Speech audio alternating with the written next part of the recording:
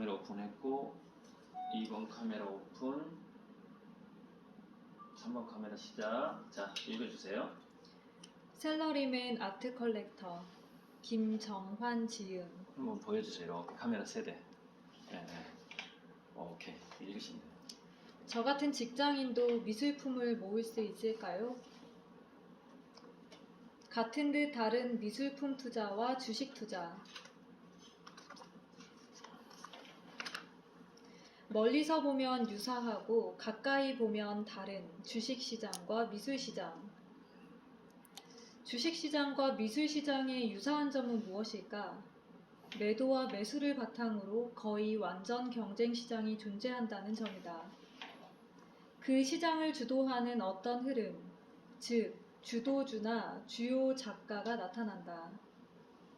그리고 시장을 활기차고 뜨겁게 만드는 유행, 즉 특징주 혹은 트렌드 작가가 있다. 가장 기본적인 공통점은 돈이 스스로의 덩치를 불리는 방향으로 움직인다는 점이다. 시장은 돈의 움직임을 충실히 반영한다. 수정 자본주의의 원조로 평가되는 케인즈의 사례를 보자. 그에게 예술은 목적이고 경제는 이를 위한 수단이었다. 예술이나 문화는 문명 그 자체이다. 사회에 이를 보호하려는 이상이 살아있는 한 경제도 이를 위한 수단에 지나지 않는다고 했다. 그는 영국 캠브리지 대학교 킹스 칼리지의 체스트 펀드를 20년 이상 운용해 당시 영국의 연평균 주가 지수 상승률의 거의 2배에 달하는 수익률을 올렸다. 그의 순자산은 1919년 1만 6천 파운드에서 사망 직전인 1940년대 중반 41만 파운드로 늘었다. 케인즈가 남긴 주식 투자는 미인 대회와 같다는 투자 격언은 지금도 회자된다. 주식시장과 미술시장에는 물론 차이점도 존재한다. 주식시장에서는 개별 주식이 한결같이 동일한 퀄리티를 가지고 있다. 예를 들어 삼성전자 주식이라면 모든 개별 주식의 가치가 똑같다. 그러나 미술 작품은 그렇지 않다. 같은 작가의 것이라도 작품마다 다른 가치를 갖는다. 한 작가가 일생 동안 그린 그림 중에서도 최고로 꼽히는 작품이 있고 본인 작품임을 인정하고 싶지 않을 정도로 수준이 떨어지는 작품도 분명 있다. 예를 들어 주식시장은 인덱스를 통해 하향 곡선임을 확인하면 좋은 구매 타이밍이라고 판단할 수 있다. 그러나 미술품은 가격이 떨어졌다고 해서 최고의 구매 시점이라고 판단하기는 어려운 측면이 있다. 실제로 시장이 하향기에 있을 때는 최고의 작품이 시장에 나오지 않는다. 하락세에 주식시장에서는 상승세를 예상하며 거래가 이루어지지만 미술시장은 시장 자체가 움직이지 않는다. 컬렉터들은 하락세인 시장에서 좋은 작품을 구매할 가능성이 희박하다는 사실을 알고 있으며 소장가들 또한 저렴한 가격에 굳이 작품을 팔 이유가 없기 때문이다. 주식 투자와 미술 투자에 담긴 심리적 요인.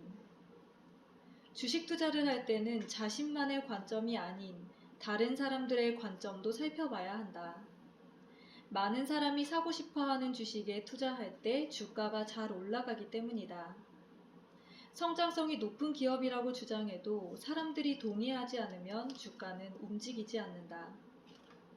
대중의 흐름을 읽어야 하는 것은 미술품 투자에도 적용된다. 자신이 보기에는 그저 그런 그림이 매우 높은 가격으로 거래되거나 자신의 마음에 쏙 드는 그림의 가격이 저렴한 경우가 흔하다. 주식시장처럼 미술시장에서도 심리가 상당히 강하게 작용한다.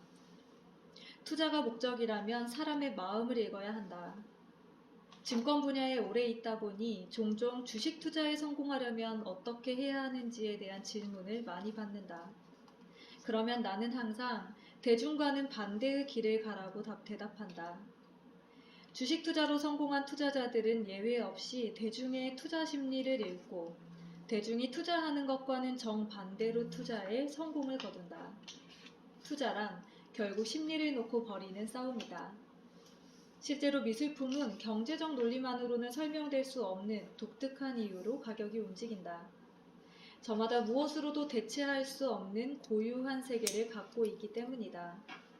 작품마다 각기 나름대로 운명을 갖고 있으며 작품의 가치는 작가의 생애와 더불어 변화무쌍하게 움직인다. 장기적으로 예술품의 시장 가치는 현금, 채권 및 금을 능가하는 경향이 있다. 그리고 예술품의 수익률 대부분은 재정적인 것이 아니라 심리적인 것이 경우가 많다. 자부심이나 즐거움, 향유의 가치 등으로 측정되기 때문이다.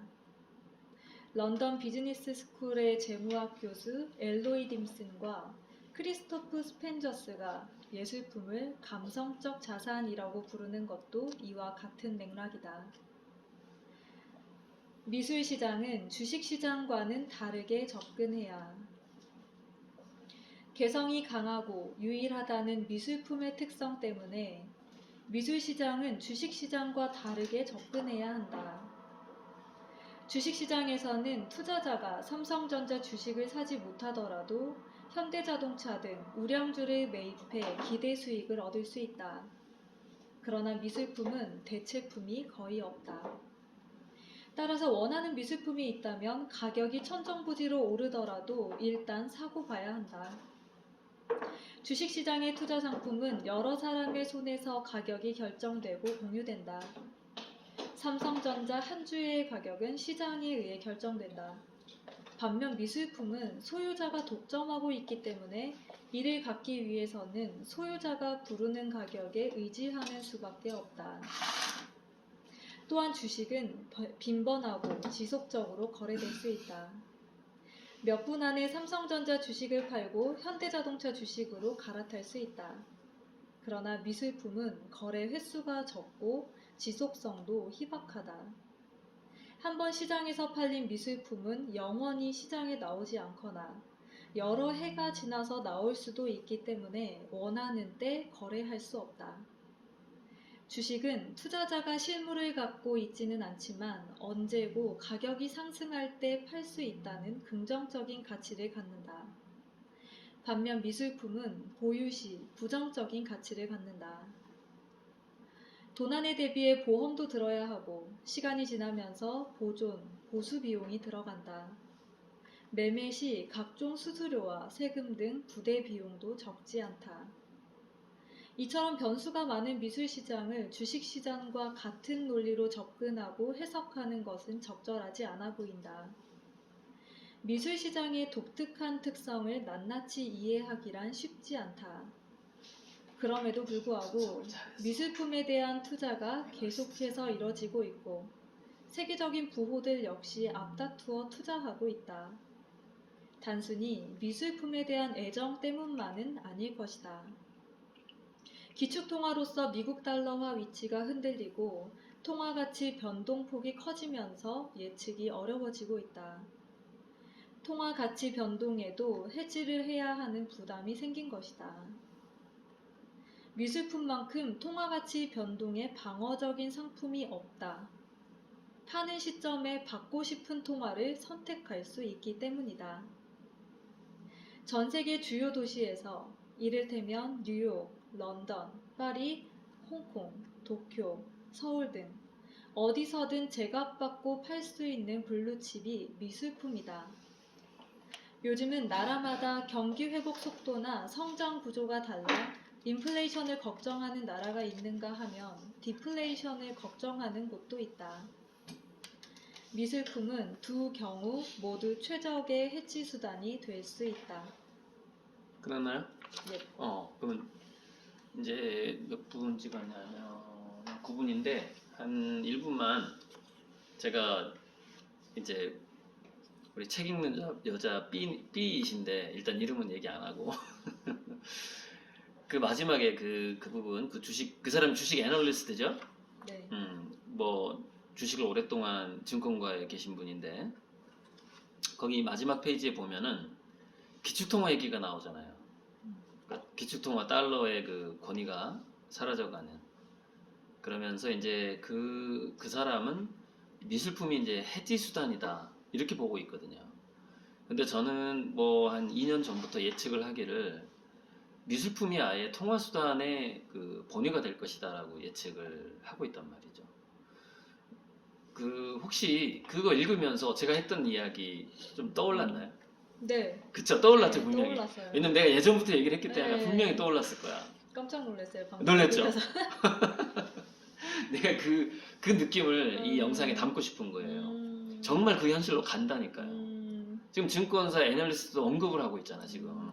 기축통화가 흔들리는 시대에 뭐 미술품 투자의 장점이 있다.